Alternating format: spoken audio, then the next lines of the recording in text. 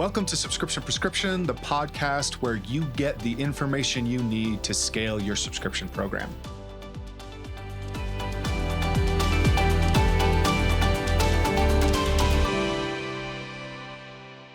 Hello and welcome to another dose of Subscription Prescription. This is the podcast where we help you figure out everything related to D2C subscriptions. And this week's dose is all about how Amazon is beating subscription brands to death. But even better, how you could fight back and win.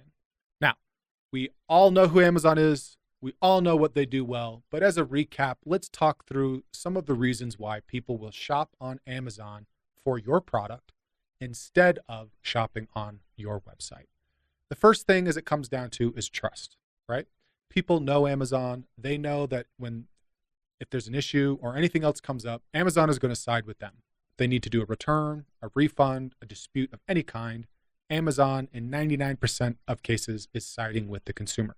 That's because they get paid by you and by them, and they kind of, they're going to pick the customer, because the customer is always right in their eyes. Okay, so that's number one. The other one has to do with convenience, right? When you're shopping on Amazon, you can very clearly see when you're getting a product, when it's going to be available, when it's going to be on your doorstep. So when I'm looking at, hey, I need batteries for a show that I'm doing tomorrow, I can search on Amazon by batteries being delivered overnight. When I'm running low on toothpaste that I buy direct to consumer, and I realize that I've not bought any, or I'm about to be out and I need some tomorrow, I can go to Amazon, I can get it right away. So getting it quickly, having transparency around when it is being delivered is a big impact for them as well. Then also we come down to related to cost. People generally associate Amazon with being some of the best price, and Amazon is using technology to enforce that, right? As I'm sure you've run into. If you list your product on Amazon for $40, but you list it on your site for $35, Amazon's coming after you. They've got to match, or Amazon has to be cheaper. And the final piece of that is discoverability. People find products on Amazon. You go searching for a product, you're going to see 50,000 recommendations. It's a great way to come up and be shown how that works. The limitations with Amazon, especially when it comes to subscriptions, is you have very little control into incentivizing people to have a subscription on Amazon. All you can really tell Amazon is to offer 5% off or 10% off. If you do the 10% off and meet some of their other requirements, they will bump it up to 15% and let you get that extra 5% as a discount to subscribers. But really what we're thinking about with Amazon is you're fighting their trust, the transparency and or timing with when you're going to get it. Those are the big things. So as a brand, when you're trying to first not lose your own customers to Amazon, or if you're looking at how you can make anybody that might find you on Amazon want to come back to your website, I'm going to start by saying there is no magic bullet here. There are tons of different apps and services that will sell you on this ability to try to convert Amazon customers to your Shopify brand, but they are difficult. They almost don't work. And when I talk to enterprise level brands about this, they are not as concerned about it as you might think, because in the end, it all kind of rolls up into, regardless of channel, there are different profitability metrics that they're trying to hit, but they're not going to be obsessed. A brand doing more than 100 million revenue is not obsessing over how many people are subscribed on Amazon versus their Shopify site, at least not in the way that you might think. Now, and this trick of say doing inserts and other things, there's really only one way that you can get people to buy off of your site in a way that is more compelling than on Amazon, and that is related to your offer. And when I talk about offer, when I've talked about offer on episodes in the past, I keep talking about offer is price. Yes, it is discount, but it is what you get with what you order and why. There are things that you can do on your site that are trickier or harder to do on Amazon, and that has to do with bundles. Buy more, save more. We're looking at bulk options, right? So if, hey, you buy these two products together, there's some synergy there. You get 20% off instead of 15.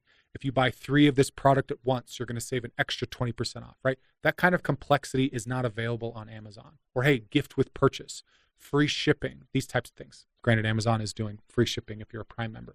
But looking at how you go with your offer structure, right? There's a reason why you don't see Everyday Dose on Amazon, because their starter kit crushes on their Shopify site. So when we're thinking through how do we create a subscription first or subscription focused business on Shopify, that yes, we might lose some people to Amazon occasionally, but we're actually coming up with offers that will pull people off Amazon back into our platform. It is around the offer. It is testing some of these different methods to make it more compelling to buy from you directly. Now, one of the fun things you can do with this is, while there's not, again, a magic bullet, and yes, Amazon has released some things with email and ability to market to people that have bought from you, this is really all about your full content and brand play. This is about your social media. This is about retargeting people that have visited your ad sites with email identifiers. This is with paid ads. Once somebody has bought a product like yours, they're going to naturally fall into those buckets inside those advertising platforms, and you can start targeting them with these offers, with content related to these offers.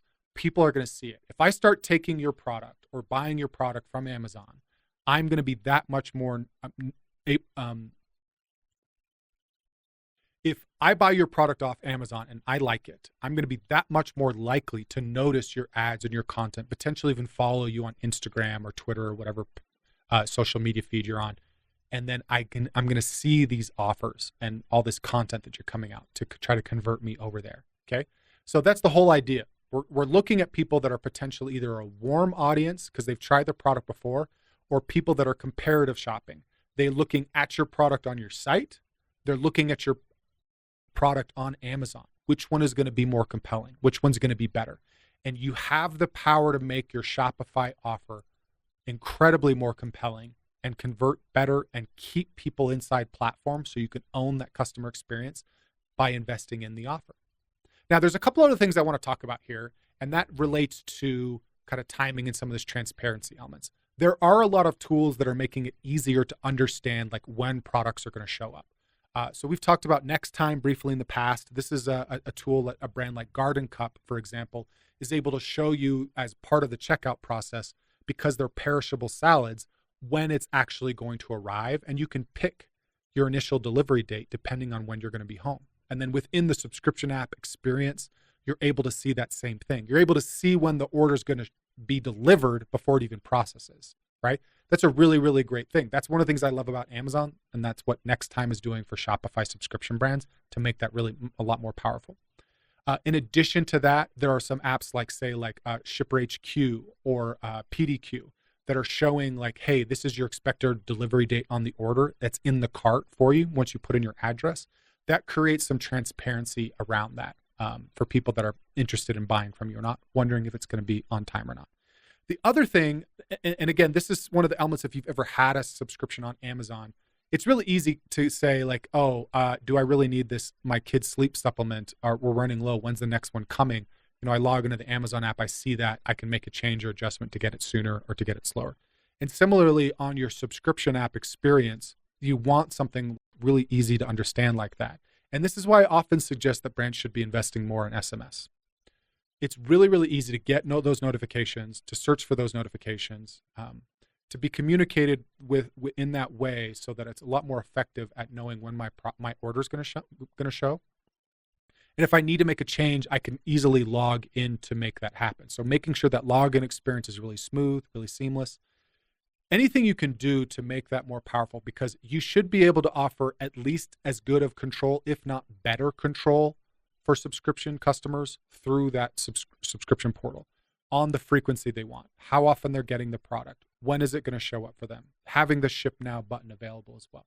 Those are really, really powerful things for people that are, because you're going to lose people when that's not possible, right? If I'm ordering protein powder from you, or my toothpaste, as I mentioned, and I get low, and even a buy now or ship now thing feels a little vague about when it's actually going to come, I'm going to go get it off Amazon. I'm doing it. Millions of customers in the US and worldwide are doing that every single day. So you want to make sure that that experience is as powerful as possible. Okay. So as a recap, when we're thinking about how do you beat Amazon when it comes to acquiring subscribers, it really does come down to the offer.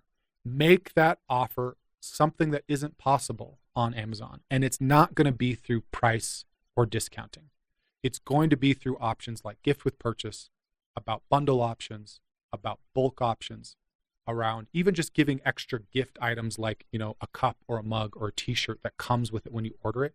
If both products are $45 to subscribe and one comes with a t-shirt and one doesn't, that might be enough to get me to trust you a little bit more than I would Amazon, right? So thinking through that kind of intentionality around how I can make my offer really compelling, and then making sure we're doing everything we can to invest in trust and transparency. right? Everybody is putting it on the product page now. Pause, skip, cancel at any time. I get that. But you got to put your money where your mouth is and really do make it easy. You can embed links in the billing reminder email for people to pause or skip their next order. The portal should be really easy to navigate. You should educate people on how they have that control. And again, that's why I like SMS. Because if I'm getting a subscription that's texting me before the billing renews every time, I'm a lot more likely to trust that and want to stick with that if it's a product I like. Okay, that's it for this week's dose. If you have any different ideas or experiences when it comes to fighting Amazon or getting people to buy from your store directly than Amazon, I would love to hear them.